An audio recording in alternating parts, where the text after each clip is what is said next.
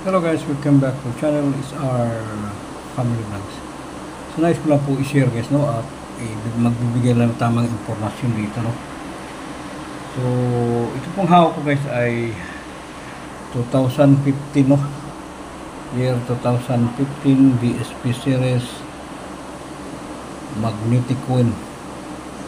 So ito po ay tinatawag na frost, no, or frosted coin 2015.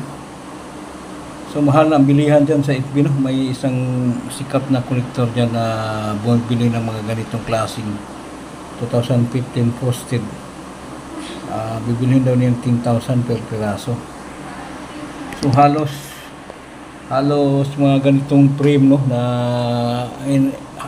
hindi pa niya nabuo. Halos lahat ng buong frame may kanya-kanyang presyo, umabot ng 42,000 lahat, no. Napanood ko yung vlog niya halos 42,000. Yung year 2005 20,000. Tapos yung sinasabi niyang posted 2015 o frost die 10,000 yan So, makinig po kayong mabuti, no, mga viewers, no. Si SRI nagbibigay na ng tamang impormasyon. Kung talagang totoo siyang bumili, so prangkahan na po tayo, no. Magbigay po siya ng sample dito sa channel namin, no. Shout out po, Boss Amo Manager, no, para kaya nga ako natuto na mag-reels dahil sa mga marami ng mga fake collector, no, o nagbibigay ng mga misleading information, no, para yung mga kababayan natin malilito, no. So si Sir SRI nagbibigay na ng tamang impormasyon, no, at patunay. Yan lang boss, yung sinasabi mong 10,000 per piraso, no, lahat po yan boss, no, 2015.